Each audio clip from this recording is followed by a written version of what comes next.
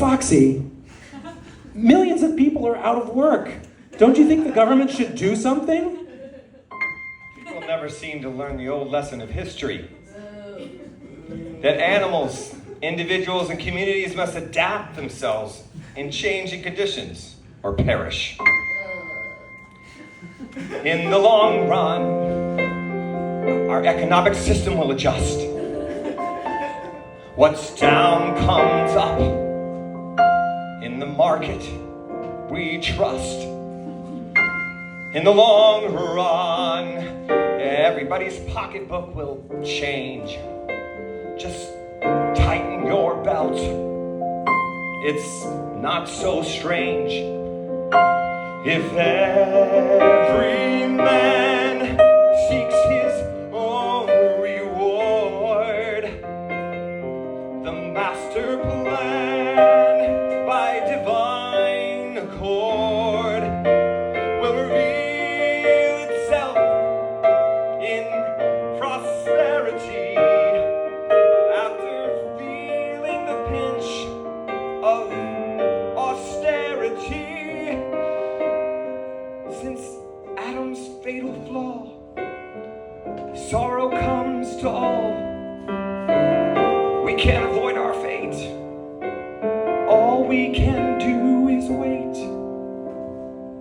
For in the long run, justice is a mighty iron rod. This may sound odd, but it's the will of God. You say it will all work out in the long run. Well, if you're trading stocks, that's surely true. Buy some shares and hold them. Time and tide will mold them. Look back some years from now, see how they grew. All our broker has to do to make it through is just polish up that old shoe instead of buying new. And if our broker makes an errant guess, what's 1,000 pounds more or less?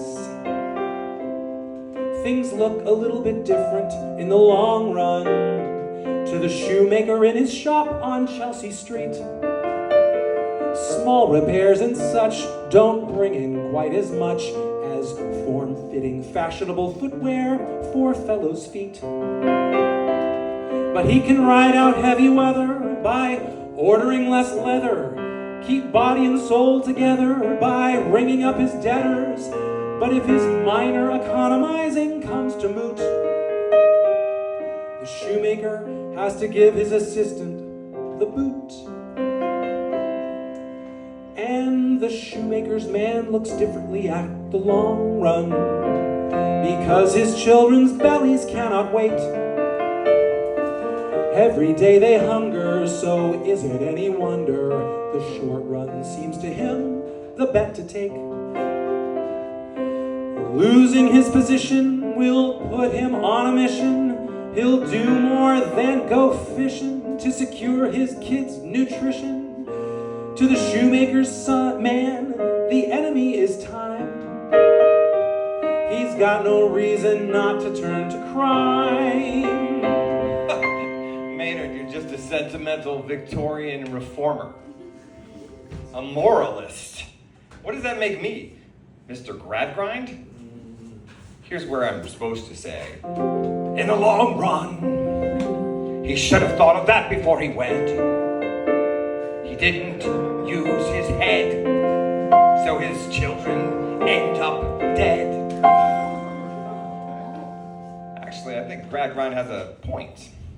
Why should the rest of us pay for this fellow's overextending himself? Oh, now it's you who's playing the Victorian moralist. You're singing a hymn to thrift. Reverend Malthus says that a lack of moral restraint results in too many hungry mouths to feed. Let's just say that you are correct in the long run. The slump will end and brokers will want shoes. But every Tory bigot has just turned off the spigot, and a shortage of trained workers makes the news.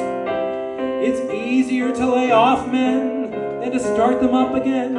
You've just driven up the cost while giving up whole families for lost.